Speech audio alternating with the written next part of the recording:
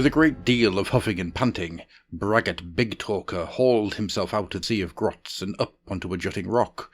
The passageway through which his army now surged would do nicely for some yelling, with a high ceiling and lots of space for echoes. He took a deep breath and let loose. "Come on, you zogging slackers! Get moving!" The command shot up and down the passageway with the force of a rabid mangler squig. With each word that punched its way past the eardrums of the pathetic layabouts about him, he felt a wild rush of power jolting around his brain-pan and heightening his frenzy ever further. Some of the grots running nearest to him tripped and fell at the sheer volume of his words, only to be crushed underfoot by the ones behind them. "Do you want them trogs crunching up your ankles?" he howled, green face framed by the wicked teeth of his squig armour. Despite the surge of complaining, no one dared to slow down. Every so often a squig would bounce past the gibbering horde, and Braggart offered them a shout or two of encouragement to make them extra boinky and enthusiastic. From the far end of the passage came a series of yelps. They rippled through the horde, and Braggart skidded to a halt just in time to see waves of grots slamming into the backs of those in front. A clamour of groans and complaints broke out until Braggart's piercing screech cut through it again. "What you doing, you githeads? Keep on running!" A smidge of red wove through the crowd as Snoznab Squig Tamer yanked his excited mount to a stop in front of his glorious leader. Boss," Snoznab said, correcting himself before Braggart's scowl. "the stars are back, and they found another one of them horrible oomy lairs. This one's mega shiny and blocking the entire way forward. The lads reckon you should have a look." "Again?" Braggart bubbled with fury as they began to clear a path through the dazed runners. "This is getting ridiculous." With a lot of springing, shouting, and filthy insults, the pair cleared the army and followed the scouts up the rest of the passageway, taking to the shadows this time. At the lip of the passage, 2 dead Oomies were slumped where the scouts had sneakily offed them. They wore lurid orange fabric, and armour so shiny that it made Braggart's eyes hurt. But the true surprise lay past them as he squinted into the light. A great set of glass steps ahead of them descended into a sweltering cavern beyond. Pillars of twisted glass stretched from floor to twinkling ceiling. Each one was carved with images of strange surface creatures.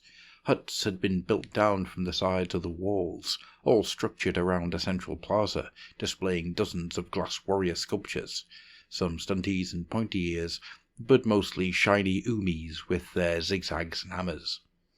All were lit magically from within by flickery fire magic. People milled about below, basking in the orange light and going about their daily business. It was oh so eye-searingly pretty. Braggart fumed all the way back to where the army waited, muttering a steady stream of obscenities that had even his underlings keeping their distance. By the time he reached the waiting sea of expectant faces, he had worked himself up into a proper strop. Fueled by his headache and rage, and vibrating with the promise of so much destruction to be wrought, his voice was unleashed in a volcanic boom. "I've bleeding added up to here with you lot. If you don't get down there and smash every single shiny glass chunk, I'll let the trogs catch up and gobble up the lot of yous."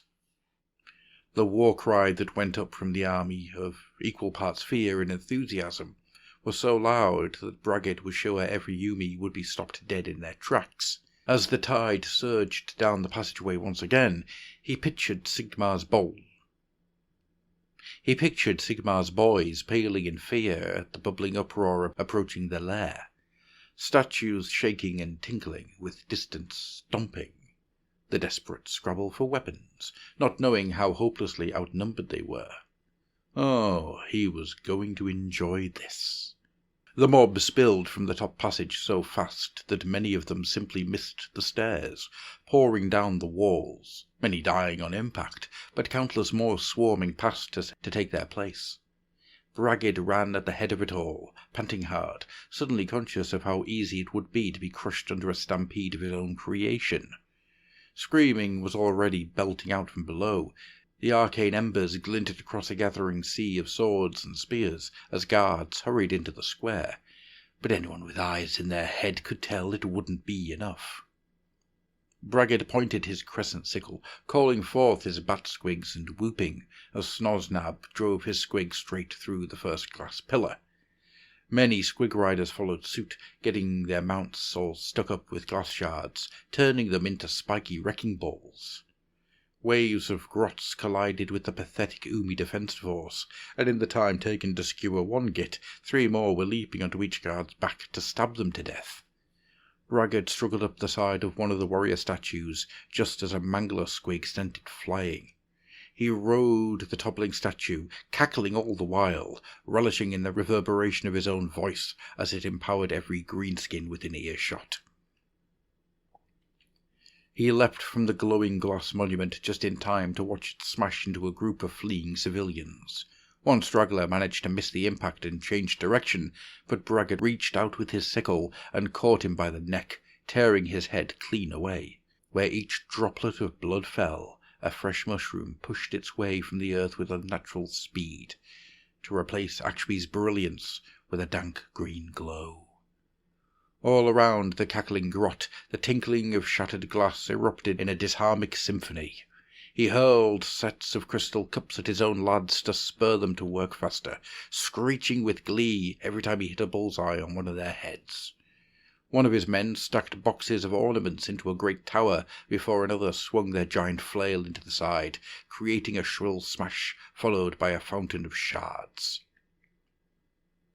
Nearby, one of his shamans had stuck his staff into a crack in the main stair and was pumping them full of spores. The glass groaned and creaked as it filled up with more and more gaseous green fog. Braggart covered his ears just in time for them to explode outwards in a deafening boom, pieces of stairway shrapnel raining down upon the entire settlement as the air curled with toxic smoke. A group of Gits emerged from a nearby ruined hut, their hands stuffed full of glass baubles, glimmerfly orbs, small animal sculptures, and other strangely shaped items that Braggart didn't recognize. "Hey, boss, can we take these with us?" asked one, waving a piece of orange glass under Braggart's nose.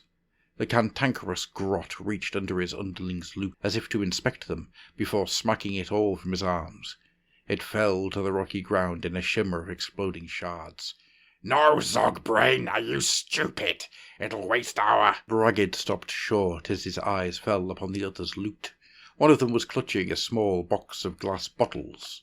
"How'd you get so many of those?" he asked, kicking aside the first whining grot and giving the bottle-bearer his full attention.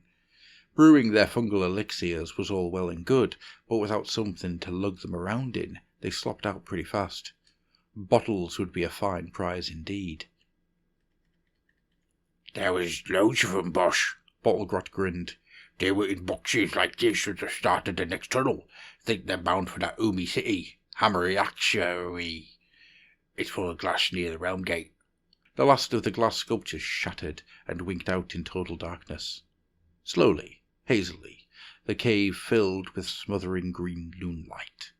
It illuminated Braggart's face once more, his eyes shaded by the lunatic gurning of his squig skull helmet. "You know what, boys? I just had the greatest of ideas of where we can go next."